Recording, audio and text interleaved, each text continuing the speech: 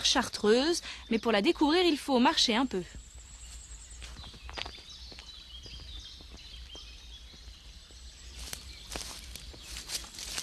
C'est ici, à la chartreuse du Mont-Dieu, qu'autrefois les moines priaient.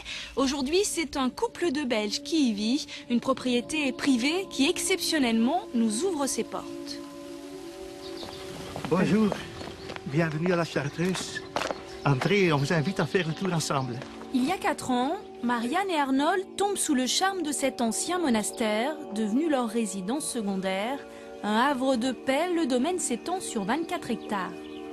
Notre but principal, c'est de conserver le bâtiment, mais on fera certaines rénovations. On a obtenu un permis de bâtir pour reconstruire toute la façade dans l'état original. Si on achète une pareille chartreuse, on ne l'achète pas comme un objet d'investissement, pas pour faire des bénéfices. On l'observe avec son cœur, par amour, parce que donc c'est une site exclusive, une site unique. Un coup de cœur devenu le projet d'une vie, car la tâche est à l'image de la demeure, immense. Les bâtiments datent du XVIIe siècle, certaines parties sont classées aux monuments historiques. Si on regarde bien, on voit encore des dessins qui, paraît, ont été faits par les moines. Par là, on les voit encore. Et en hiver, les moines, ils passaient leur temps ici à travailler, quand ils ne pouvaient pas travailler dehors. Et puis en été, il y a des hiboux qui vivent ici. C'est très joli.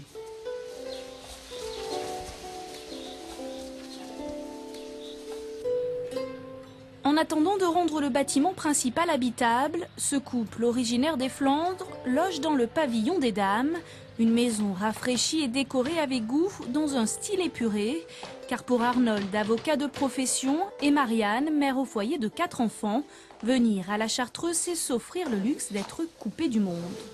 On n'a pas de télévision, on n'a pas d'internet, on a très peu de réseaux. Et puis ici, on arrive à vivre comme c'était avant, quoi. On se parle, les enfants, ils commencent à jouer ensemble, on fait des choses ensemble. Quand on vit ici quelque temps, on découvre tous ces sentiments qu'on ne connaissait plus. Les sentiments magiques, les sentiments mystiques qui sont vraiment présents ici. Aujourd'hui, il ne resterait qu'un 20e de l'abbaye. Fondé en 1137 par Odon, abbé de Saint-Rémy, le monastère est détruit puis reconstruit au XVIIe siècle. Après la Révolution française, les moines sont chassés, les bâtiments reconvertis en prison d'État. La Chartreuse du Mont-Dieu, un lieu chargé d'histoire, comme en 40 lors de la bataille de Stone.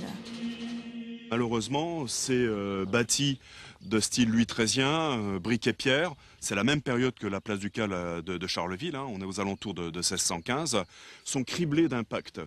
Donc vous avez quantité de destruction. Il y avait ici la brasserie, vous aviez le cloître haut avec les cellules, les 26 cellules, vous aviez l'église. Et en fait, cette Chartreuse du Mont-Dieu s'est réduite à la portion congrue, comme une peau de chagrin, au cours des 19e et 20e siècles.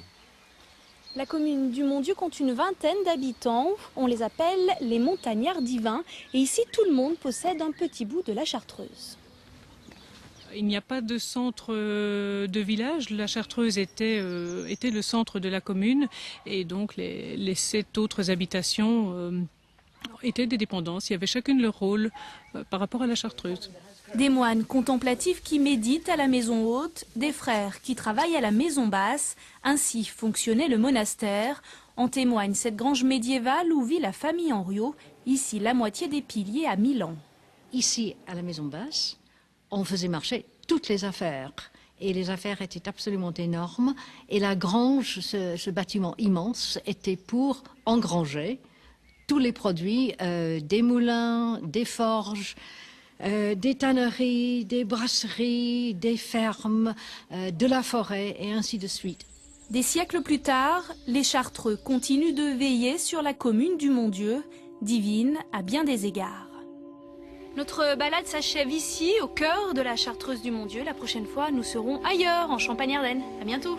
À bientôt Laurence, et demain, ici et pas ailleurs, sera à Sainte-Menehould à la découverte d'un dinosaure. Avant de nous quitter, retour sur l'info du jour. Dans les Ardennes, terrain d'entente à Vouziers. Après quelques tensions, les gens du voyage ont désormais une aire d'accueil. Inauguration officielle aujourd'hui. En Haute-Marne, le projet Saint-Diès verra bien le jour. Une centaine d'emplois à la clé. On le croyait enterré, il a finalement été relancé.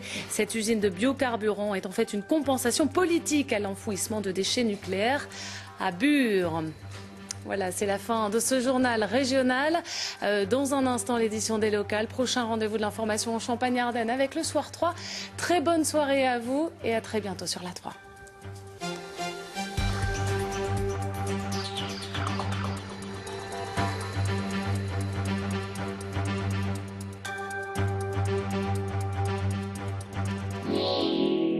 La météo de France 3 avec le mémorial Charles de Gaulle et la ville de Colombey-les-Deux-Églises. Mémorial Charles de Gaulle, l'empreinte de l'homme, l'histoire des Français.